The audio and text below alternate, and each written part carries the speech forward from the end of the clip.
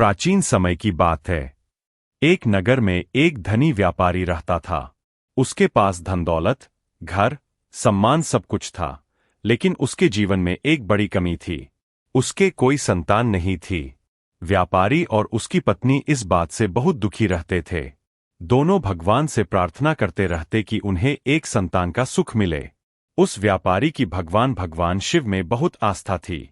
वह हर सोमवार को व्रत रखता, शिव मंदिर जाता और पूरी श्रद्धा से पूजा करता था। हर सोमवार वह सुबह जल्दी उठकर स्नान करता, साफ कपड़े पहनता और शिव मंदिर जाकर शिवलिंग पर जल और दूध चढ़ाता। वह मन ही मन प्रार्थना करता, हे भोलेनाथ, मेरे जीवन की एक ही इच्छा है, मुझे एक संतान का सुख प्रदान करें। व्यापारी की भक्ति देखकर माता पार्वती बहुत प्रसन्न हुईं। एक दिन माता पार्वती ने भगवान शिव से कहा, स्वामी, यह व्यापारी बहुत श्रद्धा से आपकी पूजा करता है, आप इसकी इच्छा क्यों पूरी नहीं करते?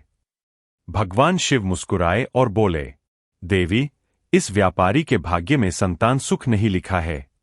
माता पार्वती ने फिर विनती की, प्रभु, यह आपका सच्चा भक्त है, इसकी भक्ति देखकर इसे आशीर्वाद देना चाहिए। माता पार्वती की प्रार्थना से भगवान शिव प्रसन्न हो गए। उन्होंने कहा, ठीक है देवी, इस व्यापारी को एक पुत्र होगा, लेकिन उस पुत्र की आयु केवल 12 वर्ष होगी। भगवान शिव की यह बात व्यापारी ने अनजाने में सुन ली थी। फिर भी उसने भगवान की इच्छा को स्वीकार कर लिया और पहले की तरह हर सोमवार व्रत और पूजा करता रहा। कुछ समय बाद व्यापारी के घर एक सुंदर पुत्र का जन्म हुआ। पूरा घर खुशियों से भर गया। नगर में उत्सव मनाया गया। लेकिन व्यापारी को हमेशा भगवान शिव की वह बात याद रहती थी कि उसके पुत्र की आयु केवल 12 वर्ष है। समय बीतता गया और लड़का धीरे धीरे बड़ा होने लगा।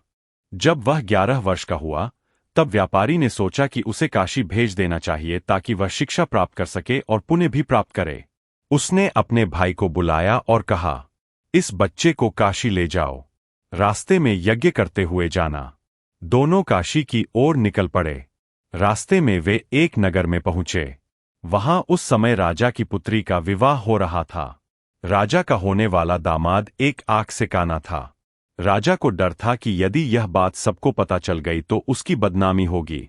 तभी राजा की नजर उस सुंदर बालक पर पड़ी। राजा ने व्यापारी के भाई से कहा, कुछ समय के लिए इस बालक को दूल्हा बनाकर घोड़ी पर बैठा दो, बदले में मैं तुम्हें बहुत धन दूंगा। व्यापारी के भाई ने यह प्रस्ताव मान लिया। बालक दूल्हा बनकर घोड़ी पर बैठ गया। विवाह की सारी रस्में उसी के साथ पूरी कर दी गईं। लेकिन जब विदाई का समय आया, तब बालक ने राजकुमारी की चुनरी में चुपके से एक संदेश लिख दिया, तुम्हारा विवाह वास्तव में मेरे साथ हुआ है, लेकिन मैं काशी पढ़ने जा रहा हूं। राजकुमारी ने वह संदेश पढ़ लिया और सच्चाई समझ गई। वह विदा होने से मना कर दी। उधर बालक अपने मामा के साथ काशी पहुंच गया और पढ़ाई करने लगा। धीरे धीरे समय बीतता गया और वह दिन आ गया जब उसकी आयु 12 वर्ष पूरी होने वाली थी। उस दिन बालक ने यज्ञ करवाया और ब्राह्मणों को भोजन कराया। लेकिन उसी दिन अचानक उसकी मृत्यु हो गई। मामा बहुत दुखी होकर रोने लगे। उसी समय भगवान शिव और माता पार्वती वहां से गुजर रहे थे। माता पार्वती ने उस रोने की आवाज सुनी और भगवान शिव से कहा, प्रभु, देखिए कोई बहुत दुखी है। भगवान शिव ने कहा, यह वही व्यापारी का पुत्र है जिसकी आयु 12 वर्ष थी। माता पार्वती ने करुणा से कहा, प्रभु, इसके माता पिता इसका वियोग सह नहीं पाएंगे, कृपा करके इसे जीवन दे दीजिए। भगवान शिव माता पार्वती की बात मान गए। उन्होंने उस बालक को फिर से जीवित कर दिया और उसे लंबी आयु का आशीर्वाद दिया। कुछ समय बाद बालक अपनी शिक्षा पूरी करके अपने घर लौट आया। जब उसके माता पिता ने उसे जीवित देखा तो उनकी खुशी का ठिकाना नहीं रहा।